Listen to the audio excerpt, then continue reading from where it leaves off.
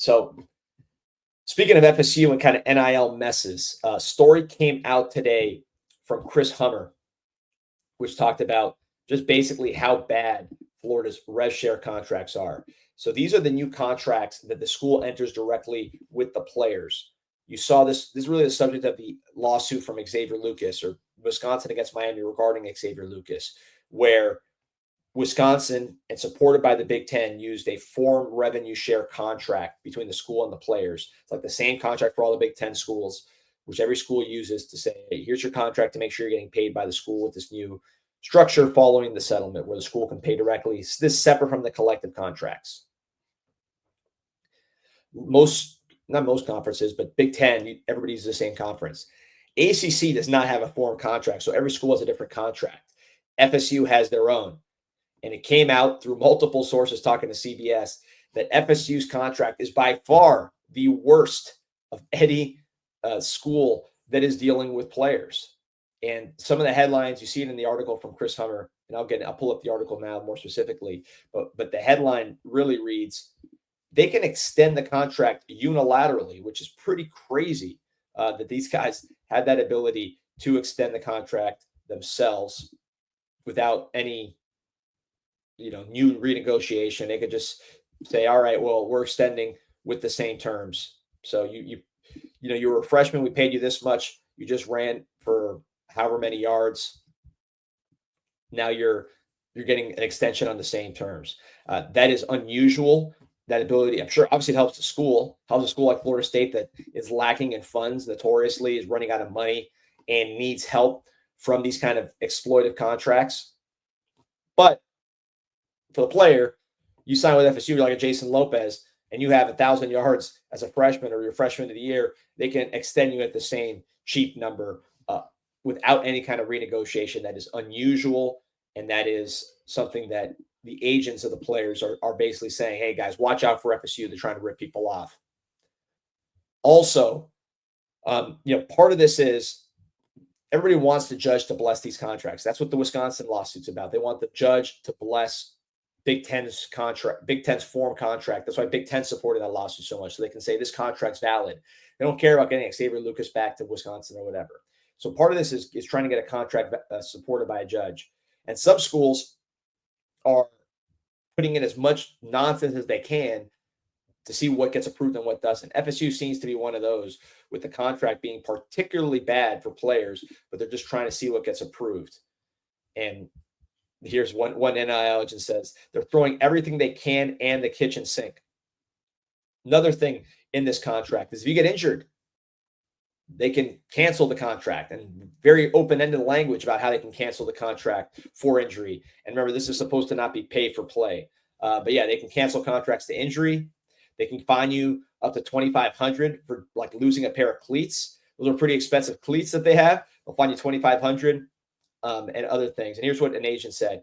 Some of the concepts are pretty standard, but FSU is going about this far more aggressively than any school that I've seen. I'm disappointed by the adversarial nature of these contracts. Now, someone on the team side, this is not an agent. This is someone on the Big Ten general manager says, this is not normal. I understand they have leverage, but, expletive. So you're talking about Florida State. Of course, the lawyers put out a statement, very much just jargon. As we enter into a new age of college athletics, Florida State has put together an agreement that provides deliverables and expectations for all parties. Each individual will be unique, and the hypotheticals are impossible to predict. However, we are committed to continuing to provide an elite experience for our student athletes in all aspects of their collegiate career. Florida State's looking forward to the mutually beneficial partnerships with our students in this new era. Just kind of legalese nonsense. But you see, it's unusual. It's one-sided in a way that even other schools and agents are complaining. They're pretending it's not paid for play, but then they're having things for injuries. Like, I don't know how having a torn ACL affects your ability to cut commercials, which is the NIL part of it. They're saying it's not paid for play, but obviously, if you're putting injury clauses that are this one-sided, it is pay for play. So, we'll see where this one goes. But yeah, here's the option to extend. This is the agreement that FSU is getting in trouble for. FSU shall have until the end of the student-athlete's NCAA eligibility dependent successive options to extend the term under the same terms, which means same money, locked in, and conditions as the existing term, unless the parties mutually agree. So FSU's got to agree in writing to change such terms and conditions for additional periods of 1 year by providing written notice of extension. Email is sufficient no later than 20 days prior to the end of the agreement. So basically after the season. Under such extension option, the total compensation payable to student athlete for the 1 year period shall be a pro rata annualized portion of the compensation set for the initial term. So again, very much one-sided, unusual language from FSU, which is intended to be exploiting the players. And look, this is a pattern from FSU. Remember, their basketball program got in trouble for not paying players. Same school. Athletic department's been criticized for a decade for not having enough money. You think there's a coincidence that they're being so cheap and so one-sided here? They did not pay or not fulfill promises to their defensive line last year. If you remember, they were renegotiating with their defensive line, Patrick Payton, Josh Farmer, Daryl Jackson, right before the season. Ended up paying those guys to come back. Those players basically extorted them for more money and then showed up and basically, mailed it in for the season, had a horrible year on the defensive line. The team went 2-10. So this program is a mess. It is really kind of a laughing stock, not just for their on-field performance, which is horrible, but also the way they operate off the field as well. So I think you're seeing that in this process that, this program is basically just a joke. So, that's what's going on.